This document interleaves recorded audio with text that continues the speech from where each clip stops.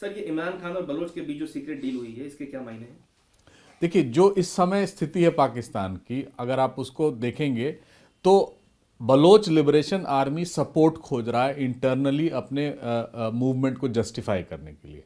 वहाँ के का जो तबका है, जो एलीट है, जो मिलिट्री है, जो सिविलियन है, वो उनके साथ नहीं है। और पाकिस्तान तहरीक इंसाफ पार्टी पूरी तरह से उसको आप ये कहें कि मार्जिनलाइज कर दिया है, हालांकि वो मार्जिनलाइज फोर्स नहीं है। ऐसे समय में पाकिस्तान के तहरीक इंसाफ पार्टी या इमरान खान से सपोर्ट लेना उनके लिए बहुत क्रूशियल हो जाता है, क्योंकि वही एक पॉपुलर पॉलिटिकल फॉर्मेशन है पाकिस्तान में।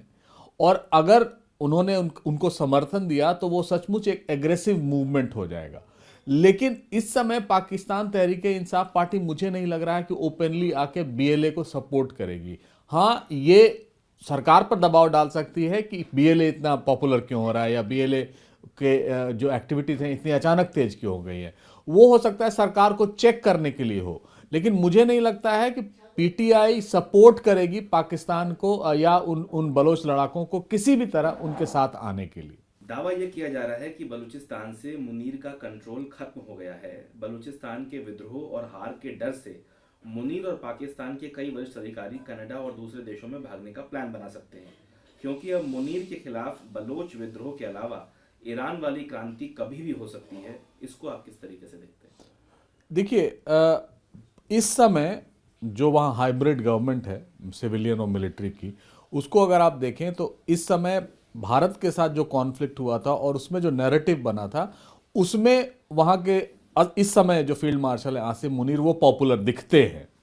लेकिन जैसे जैसे वहाँ स्थिति बिगड़ेगी, चाहे वो अर्थव्यवस्था के हिसाब से हो, चाहे वो बीएलए हो, चाहे वो तहरीक तालिबान पाकिस्तान हो, अगर ये मूवमेंट बढ़ते चले गए और भारत जिस तरह से एग्रेसिव इकोनॉमिकली होता जा रहा है, उसको उसका असर जरूर पाकिस्तान पे पड़ेगा। क्योंकि अगर आप देखें तो आसिम मुनीर क्यों वहाँ काबिज हैं, वो भारत का विरोध करके ही हैं।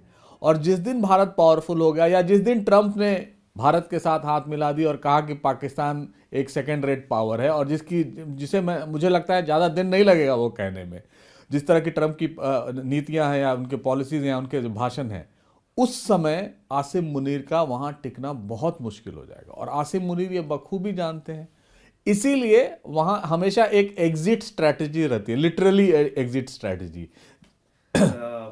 ये आशंका तब उठी जब बलोच विद्रोह के बाद अमेरिका का एक प्रतिनिधिमंडल जेल में इमरान खान से करीब 1.5 घंटे मिला, जिसके बाद ये कयास लगाए जाने लगे कि अब इमरान जल्द जेल से बाहर आ सकते हैं। आखिर ये सब मुनीर की सत्ता के लिए कितना बड़ा खतरा साबित होने वाला है? देखिए, आसिम मुनीर को या वहाँ के पॉलिटिकल फॉर्मेशन और मिलिट्री फॉर्मेशन को जो सबसे बड़ा खतरा है वो पाकिस्तान तहरीक इंसाफ पार्टी इमरान खान ही है, क्योंकि वो सबसे पॉपुलर मूवमेंट है या सबसे पॉपुलर पॉलिटिकल फॉर्मेशन है। लेकिन उसको मार्जिनलाइज किया जा रहा है।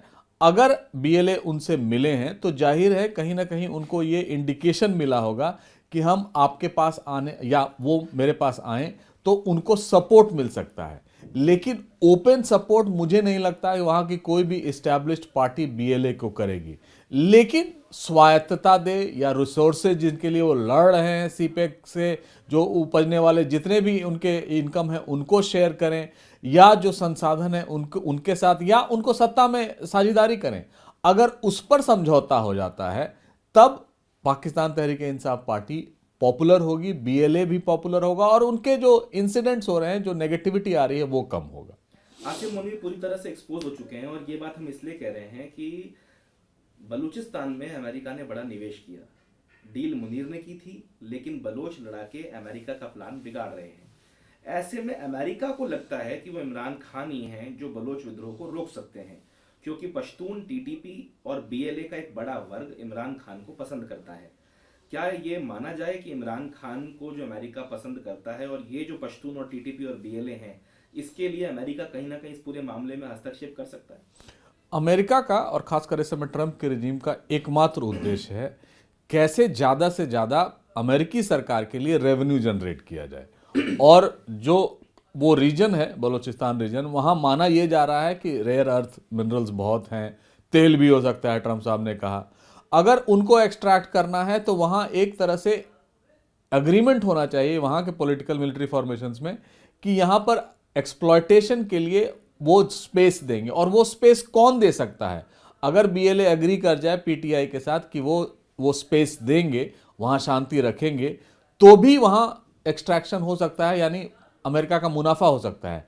चाइना भी इसी फिराक में है कि वो सीपैक की शांति हो जाए तो उनका जो सीपैक है, जो ग्वादर पोर्ट से लिंक करने वाली जो सड़क बन रही है, उसमें उनको उनकी साझेदारी होगी या बीएलए की साझेदारी होगी, बलोचों की साझेदारी। अगर वो हो जाता है तो इमरान खान सबसे पॉपुलर लीडर वहां बन जाएंगे। आखिरी सवाल, जिस तरीके से इमरान के समर्थन में पाकिस्तानी आवाम खड़ी हो रही है और मुनीर की नीतियों के खिलाफ उनका गुस्सा फूट रहा है, क्या पाकिस्तान में एक बार फिर इमरान की सियासत में वापसी हो सकती है?